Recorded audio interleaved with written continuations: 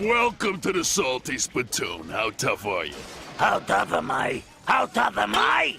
Jumped into Normandy on D-Day. Yes, so? Got captured, escaped, survived torture, escaped again, joined the Red Army, liberated my own prison camp, survived wounds and met General Zhukov, went home and was married in the same place my own funeral was held.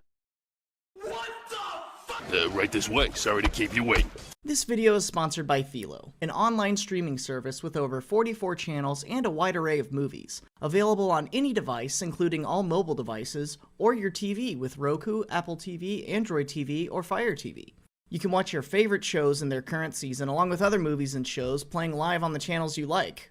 Because no one pays for cable anymore. What is this, 2005? Which one of you's paying for TV that's just in your house? If you're old like me, they have shows like Doug and Angry Beavers for that sweet, sweet childhood nostalgia, along with Comedy Central and the last few shows in the History Channel that aren't just reality TV. And if you know you're gonna miss something that you want to see, well, there's a handy little record feature. Go to the link on screen or click the link in the description to get a 7-day free trial and 30% off your first month when you sign up. I've actually been rediscovering drunk history through the app, and although it's not Masterpiece Theater, it's a pretty good time. And while watching, I realized Comedy Central really needs to give me a call, because I have the perfect story for their show. My all-time favorite World War II story, The Unbelievable Tale of Joseph Beyrle.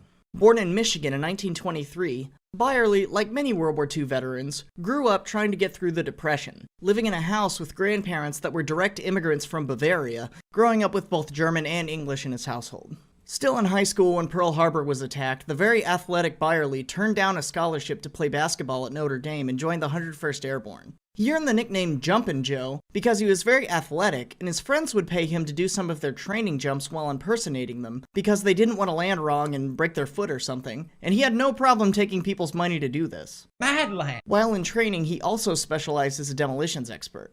Once he made it to England after his training was complete, he was selected for a few volunteer jumps in May and April of 1944, where he covertly dropped into occupied France to deliver $250,000 in gold to the French resistance as funding from the Allies.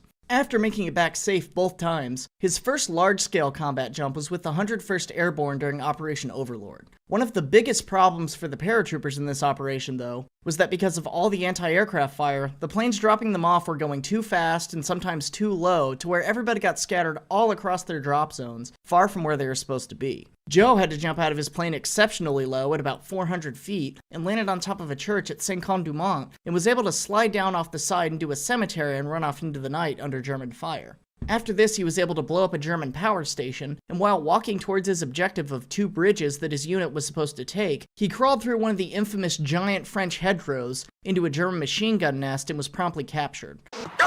And thus begins one of the most amazing and incredible POW stories of the war. After he was captured, his tags were taken and given to a German soldier, who in an American uniform was going to attempt to mingle with American troops in some kind of Otto Skirtsny-style behind-the-lines thing that ultimately failed, resulting in American soldiers finding his tags and listing him as dead. That becomes important later. After this first capture, he was marched with other POWs to a holding area in Carentan, where he received a minor wound from advancing Allied artillery. In the chaos, though, the prisoners got separated from their handlers, and as a German patrol came back to collect the POWs, he and a few soldiers made a run for it and got away, wandering the Normandy countryside for a few hours, looking for friendly troops until they were recaptured again. He was then sent to St. Lo, where he survived another Allied attack, this time in bomber form, before he was taken to a monastery and questioned heavily about his German heritage and why he was fighting with the Americans. About the incident, he said, "I was interrogated 20 to 24 hours a day. They were trying to get all the usual questions answered. Why me as a German was I fighting for the Jews, Roosevelt, and Morgenthau against my own people? Sometime during the questioning, I called a German officer an SOB and woke up several days later in a hospital with a big headache and a bashed head, and later I was taken back to the monastery." In reading this, I'm amazed at how nonchalant he is about the whole thing. Mad lad. After this, he was put into a forced labor unit repairing railroad tracks around northern France, having to dodge even more friendly bomber raids on a regular basis. After that, he was taken eastward through France, ending up in a warehouse outside of Paris, and eventually in Stalag 11A in Limburg, Germany, where he was finally able to write home, surely to the surprise of his family who had been told he was dead, and was registered as a POW, where this jewel of a photo was taken. This is the face of a man whose captors should fear him. Shortly after this, he was marched eastward towards Stalag 3C. Being the person that he was, though, Joe was not able to sit out the rest of the war and quickly tried to figure out ways to escape. His first escape attempt, with 2 other POWs by the names of Brewer and Quinn, was pulled off by bribing the German guards with cigarettes provided to them by the Red Cross and boarding a train headed for Poland, where they would meet up with either the Red Army or the Polish underground. Absolute manly. Their hopes were dashed quickly, though, as when the train stopped, they realized they had boarded one headed for Berlin, in what I imagine had to be the biggest oh shit moment in history, and they were soon found by the Gestapo, where they were tortured and interrogated for the next week. It was decided that they were going to be shot as spies, but before this happened, the army reclaimed them as POWs. Once back in the hands of the German army, they were sent back to Stalag 3C. However, upon returning, they heard on a contraband radio that they kept secret about how the Soviets had smashed through Army Group Center and were getting fairly close to the camp where they were being kept, really only a few days walking distance away.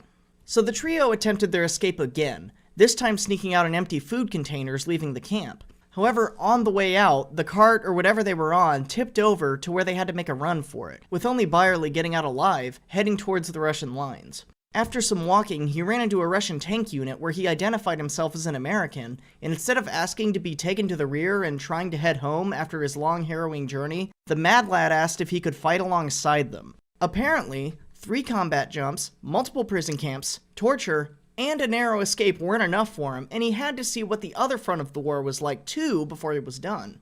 The first Russian officer he asked promptly said no to his request, but upon going to the battalion commander, who was actually the rather famous Alexandra Samusenko, the only female tank commander of the 1st Guards Tank Army, who became well known for exploits at Kursk, his request was granted and he was able to fight alongside them. And apparently it was a very informal kind of shrug and a nod from everything that I've read. Just kind of like, oh, you want to kill more Germans? Yeah, okay, sure, hopping back. Joe fought with him for about a month, putting his demolitions expertise to good use, and freed his previous POW camp Stalag 3C in the process. He was later wounded, though, and taken to a Soviet field hospital, where none other than Field Marshal Zhukov came to see him after hearing the strange story about an American fighting in his army. I swear to God, this whole story reads like World War II fanfiction. It's just too much. After telling his tale to Zhukov through an interpreter, he was ordered back to Moscow to be taken home and given a piece of paper the following day by one of his officers who told him, "You don't need to know what it says, but it'll get you any place you want to go." And he found his way back to the US Embassy. There were still a few more issues for him, though, as when he got to the US Embassy, both the Americans and Soviets were suspicious of him because, according to their records, Joe Beyrle was dead since his tags had been found in Normandy, and he was kept under guard until his fingerprints were able to be used to verify his identity out of fear of him being a spy or something. Joe returned home in April of 1945 and was able to spend VE Day with his family. When he came home, he found that because they figured he was dead, there had been a full service for him in the town's church, and he would later get married by the very same priest who did his wake in the very same church that his funeral was in. Joe remained active in veterans organizations throughout his life and was recognized by both President Clinton and President Yeltsin in 1944 at the 50th anniversary of the D-Day landings, completing the strangest medal set of any person in World War II. Joe passed about 10 years later, but was around long enough to contribute to Thomas Taylor's biography about him. Thomas Taylor, who was the son of General Maxwell Taylor, who was, in the final twist of this crazy and incredible story, the commander of the 101st Airborne Division, Beyrle's old unit while he served in World War II. Please, for the love of God, someone make a movie about this. Thank you to Philo for sponsoring this episode. Don't forget to visit the link in the description for a 7-day free trial and 30% off when you first sign up. I'd also like to thank my patrons on Patreon for making these videos possible. This is one of the first videos I've done in a while, and really only my second that's been kind of a storytelling thing, and I hope to do more in the future and maybe make this a series. Thank you all for watching, and I'll see you on the next one.